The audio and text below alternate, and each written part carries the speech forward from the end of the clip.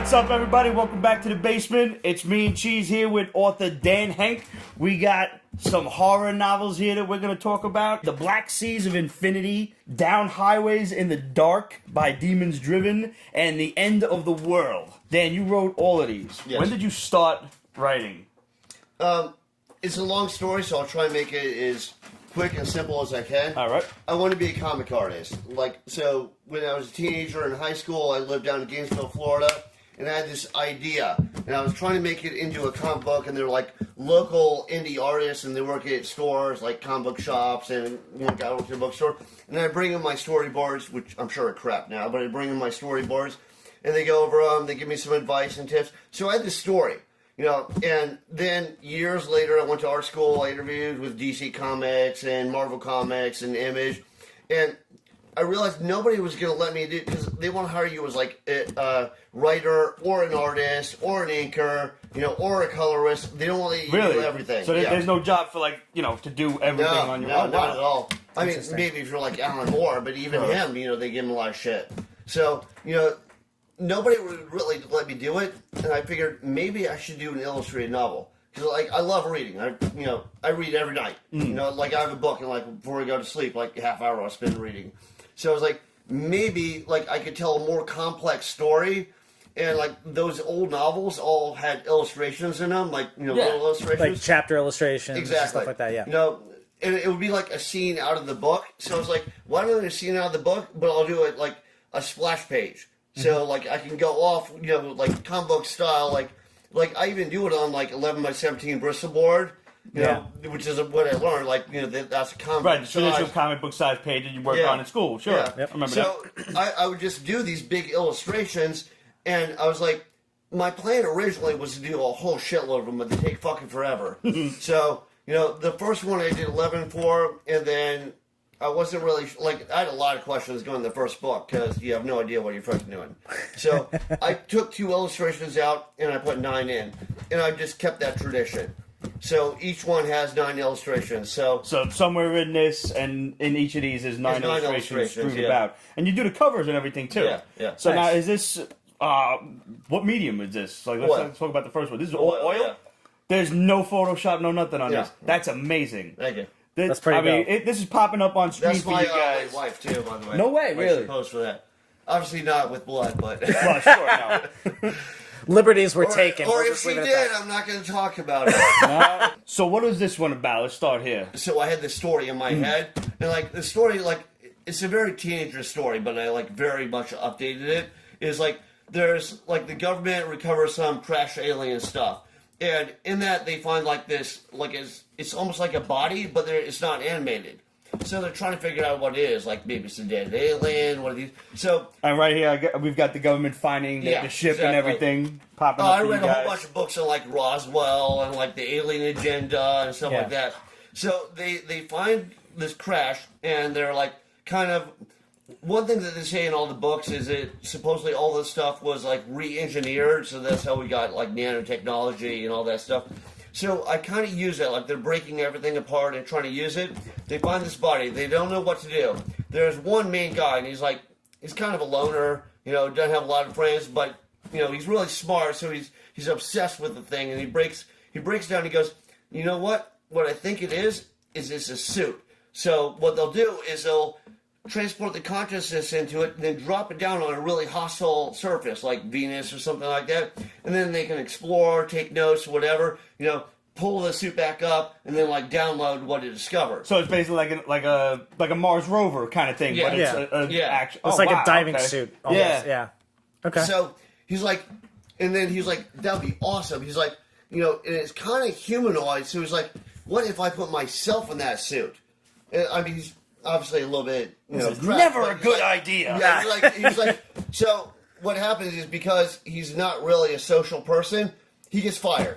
And then the government just sends him somewhere else. So now he's pissed off, and, he figures he has this agenda that he's not going to do legally. So he slowly, builds up a stockpile to, he goes to, they have everything stored in a bunker by this point because they have no idea what it is. So they're we'll just store it until we figure it out. So he goes there and does this, violent raid, kills people and everything. but manages to transfer himself into that body. But he has no idea what to do. Like, that's as far as he thought it out. So then he's running, and the government is pursuing him. So, like, he had his escape kind of planned. Like, he had, like, 2 cars parked and stuff. So as he's trying to escape and as they're chasing him, the whole government falls apart. And it was happening, but he's, like, so obsessed with this, he wasn't noticing all the signs of what's going on. So the whole government falls apart. He has his cabin in the woods he goes to. He's trying to figure stuff out. People raid it. He kills them. He figures the cops are going to come. He's going to retreat down south. And as he's retreating down south, he notices that, like, all the stores are closed. All the buildings are closed. Like, everything's weird. And then as he goes further and further down south, like, since the U.S. is broken apart, you have, like, Army Reserve units that states have, like, pulled together, and they've instituted martial law, and they're trying to create, like, their own little nation state. And so he's fighting through them. It's like, so it's like some of it is like a road trip, but kind of a fucked up, violent road trip. And then finally he makes it out of the U.S., he makes it down to Mexico. He's like, I'll just, while I figure out what I want to do, because, like I said, he didn't think it out. So while he's like, I always wanted to, like, check out the rainforest or whatever. Now, I'm not hungry. I'm not thirsty. Like, he's still in the suit the whole time. He's still in the suit. Yeah, he doesn't even know how to get back. Right. He just destroyed his body. Like when the military was coming for him, he like smashes it. Right. This is just his consciousness in the suit. Yeah. Right. Okay. So he basically left a husk back at the military base. And he wanted to kill it before because he didn't know. Maybe they could pull him back into the body. He didn't know. So. Obviously, he didn't put his balls really to the wall. Well. Like, like he doesn't even know if any minute now it's going to switch off. And then that's the end of him. Talk about go big or go home. Yeah, yeah, seriously. Go big and don't go home. So, yeah. So, well, there is a theory that we're all in the Matrix, so none of us are ever going home. But that's a different story. So he's wandering around the jungle. He comes across some, ancient Mayan ruins. He's like, I'll check him out. And then he finds, like, this bottom chamber, and it's kind of a cliche, but, like, aliens visited a long time ago. So he finds, like, this chamber with some alien stuff in it, and he starts, like, messing around with it, like, because, it's not, he can't really make sense of it. A lot of it is, like, unintelligible.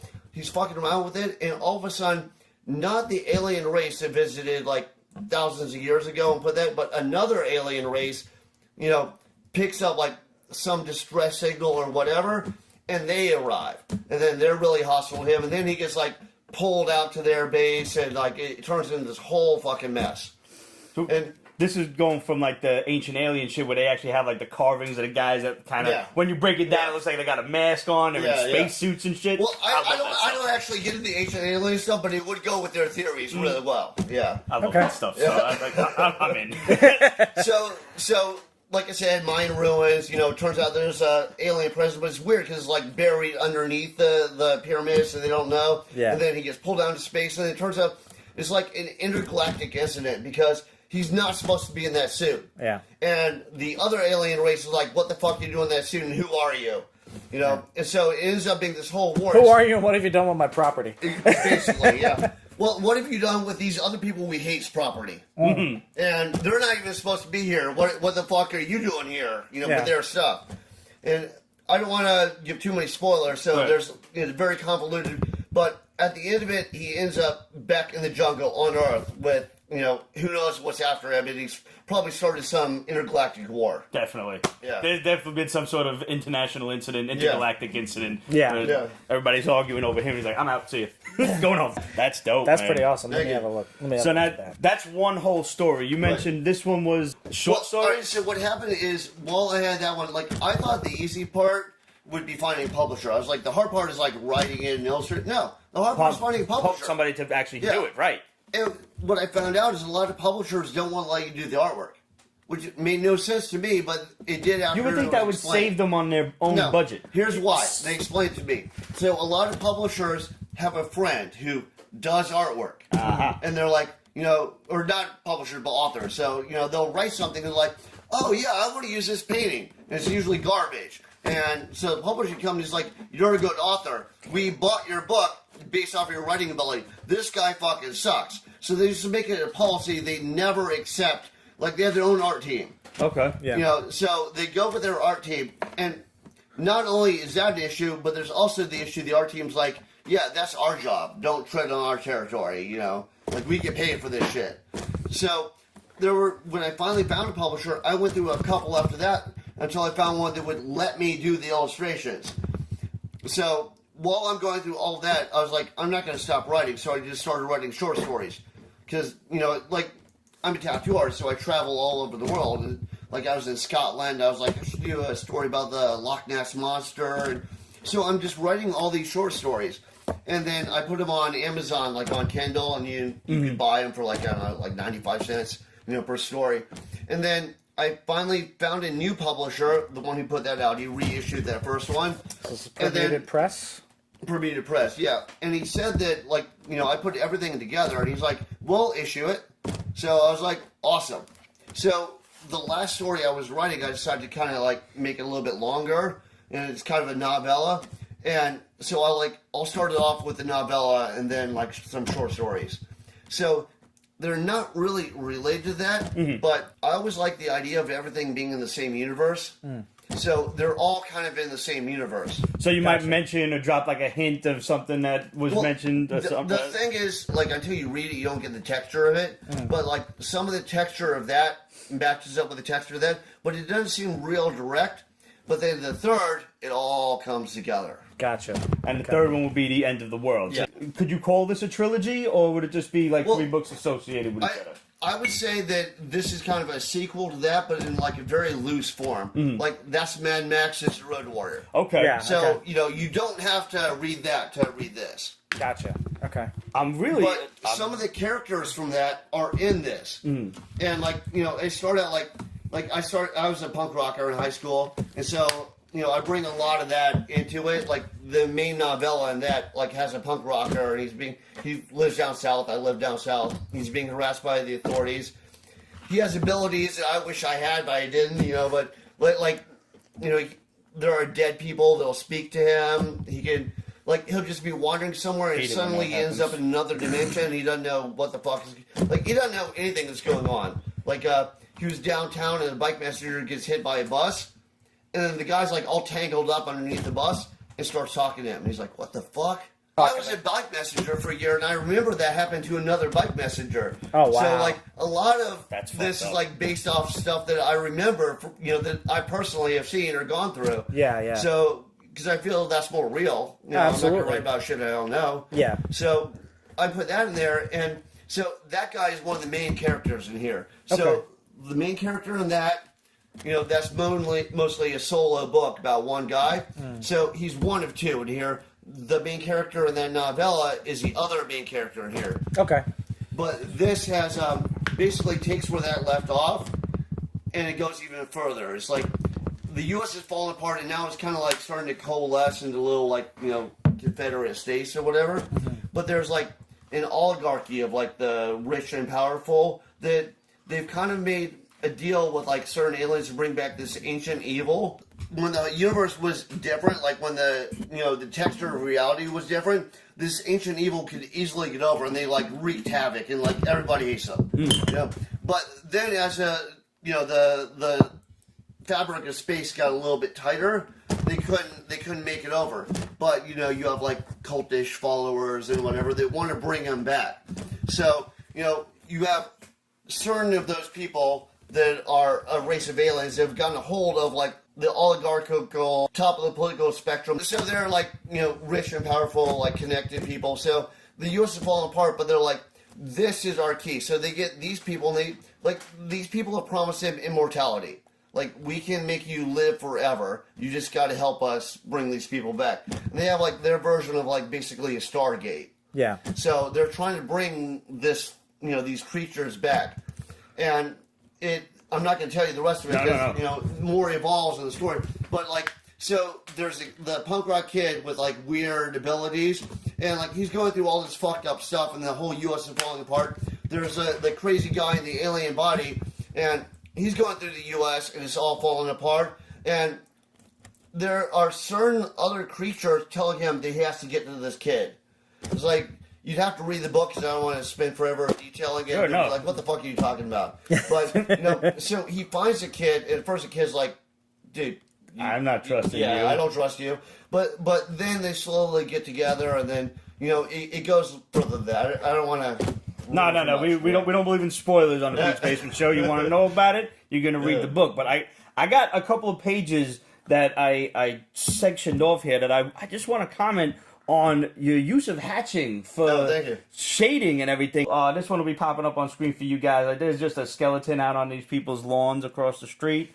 And I love the feeling of the grass. This one especially, now you got like basically like a farmhouse looking thing in the middle of the forest. And I really appreciate the negative space used to show some of the blades of grass. Yeah. And it's shaded behind it, and the rest, like right in the foreground, is all completely white.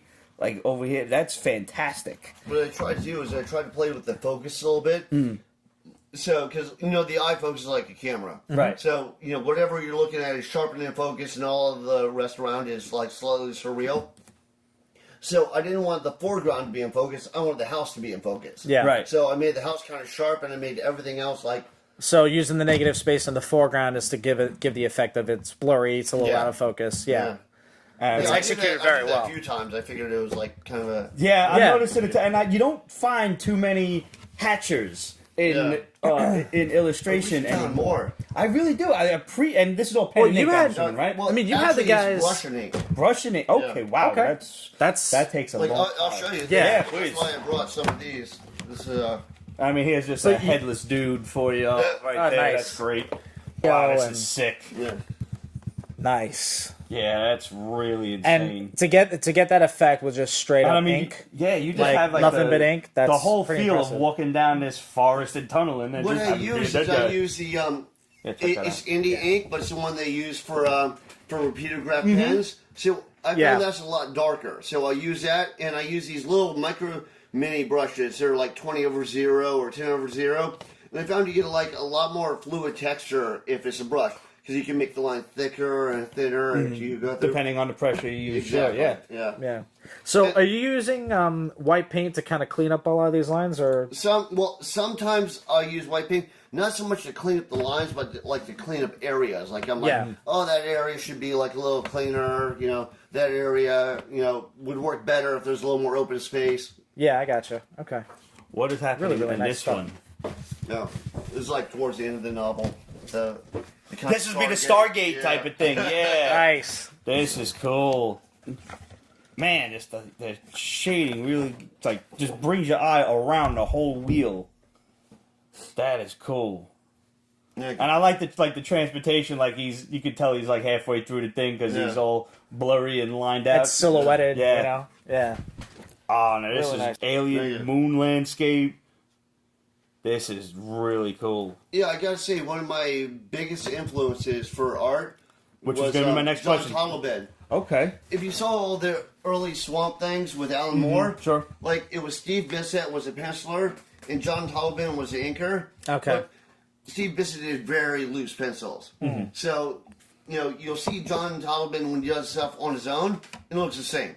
You see Steve Bissett when he does stuff on his own, and it looks a lot looser. So you could tell that a lot of that was John Tolobin. And sometimes he would get it and just redraw the whole thing and then ink it. His style is probably my biggest thing. Like, everybody's like, oh, Bertie Wrightson. But that's the first I like name Bertie I Wrightson, hear. but John Tolobin is like my biggest influence. Are you familiar with the guy named Gary Gianni by any chance? That sounds really familiar. He's done Hellboy. We actually had an interview with him I know he several is, Comic-Cons ago. Okay. But he's very big into just like hatched lines and everything. Okay. And check him out. I think you'll really like him. I think, speaking of Hellboy, I think Mike Mignola is really underrated. I love his absolutely. stuff. His stuff is great. Yeah. His stuff is great. I've Mignola. heard that he doesn't think his stuff is that good. No, he's one of Everybody's those- their own worst critic. Yeah. Yeah, but I heard he thinks he's like garbage. I'm like, he's fucking awesome. Yeah, and his style is perfect for the style of that book. For the stories he's The telling. stories He he's has telling, that absolutely. iconic Kind style. of goes with the mood. Yeah. Well, it helps that he writes it and he draws it. Yeah. And the amount of research that he puts into it is Yeah. Oh, just yeah, a it's whole other thing ridiculous. altogether. I'm a big Hellboy fan. You know how they're collecting them in those hardbound volumes now? Yeah. I have all of them. Yeah. Nice. So what's next for you down the line? I'm going to do another sequel. Like, this just came out. And that's another thing I found out. You got to do a ton of promoting. Yeah. Otherwise, nobody gives a fuck. Right. Yeah. It's Nobody reads it. Nobody checks it out. So that came out. I'm doing a ton of promoting. I want to write a sequel to it, but they take a while. So I have ideas. Like whenever I have ideas, I save them in the notes on my phone. Mm-hmm. Yeah. Mm-hmm. Best idea. Yeah. So I have tons of notes saved on my phone, but I haven't started the new novel yet. Yeah. So, aside from doing the books, you said you also run a tattoo shop. You're co-owner, you said? Yeah, I'm co-owner. It's called The Abyss. It's in Long Beach. All right. Technically, it's The Abyss Fine Art and Tattoo Studio. Brother, thank you for coming on the program, man. Yeah, I wish you the best of luck. Where can people get these books? They're on Amazon. They're Barnes & Nobles, like the digital Barnes & Noble, so Kobo, Nook. Do you have a website of your own? I have a website of my own. That's Dan Henk. .com? DanHenk.com. Easy enough. Brother, And thank you, man. Thank you very much. The illustrations are awesome. The books are great. Guys, you want to pick some of these up. We're going to have 3 of these to give away to you. Hopefully Dan is kind enough to sign them. I'll do it. And we'll give them away in a contest later on. Maybe after I read them, but I read slow, so you're going to have to wait for me for a little bit. That's the way that goes. Fair enough. Hit us up, guys. Questions at Pete'sBasement.com, Facebook.com/Pete's Basement, Instagram, Twitter, etc. at Pete's Basement. If you're on YouTube right now, make sure you hit that like and subscribe button and hit the notification bell while you're at it so you're always kept up to date on all the crazy basement hijinks. And remember, live shows Thursday night and new videos hit YouTube, give or take, around Tuesday. We'll see you then. Salud.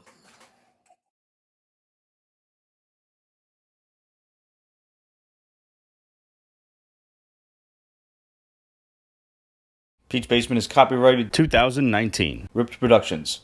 All rights reserved, so go fuck yourself.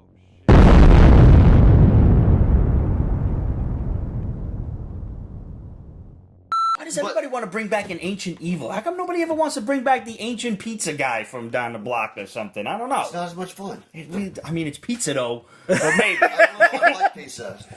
See, that's not a sale for me. So We're gonna move past that. There was a little piece of my soul that died, but it's okay.